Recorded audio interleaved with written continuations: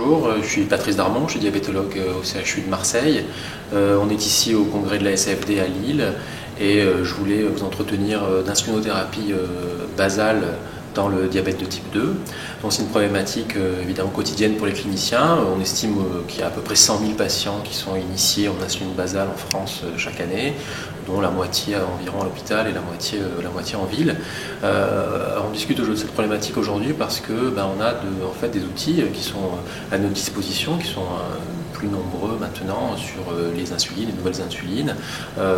Il y a eu des progrès réalisés ces dernières années avec les insulines basales. Alors, on a longtemps utilisé l'insuline NPH comme insuline basale dans le diabète de type 2. C'est d'ailleurs ce que recommande toujours en première ligne la HAS dans ses recommandations. Mais c'est vrai qu'aujourd'hui, des analogues de l'insuline basale, comme la détémir, comme la glargine, et la nouvelle forme de la glargine U300, apportent des avantages indéniables par rapport à la NPH, notamment en termes d'un point qui est très important sur le plan clinique, qui est la réduction des hypoglycémies, notamment des hypoglycémies nocturnes chez nos patients diabétiques de type 2. Très clairement, quand on compare les insulines basales, les analogues de l'insuline basale qui sont disponibles sur le marché, vraisemblablement celle qui fait la plus grande unanimité, c'est l'insuline glargine.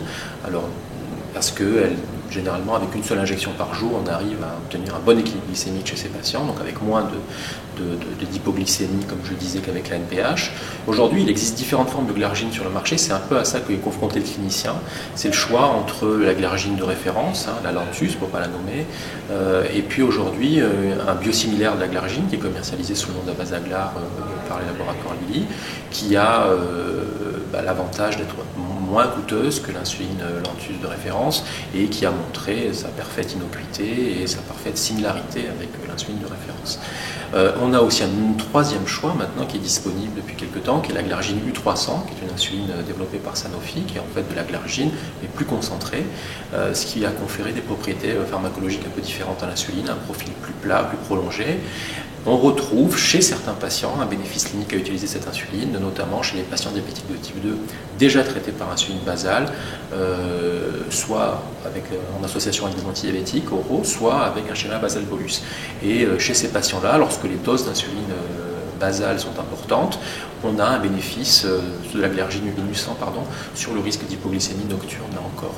Donc on voit bien aujourd'hui qu'il y a un choix et que c'est au clinicien, en fonction du profil du patient et en codécision avec lui, de choisir la meilleure insuline possible pour arriver au meilleur équilibre glycémique possible.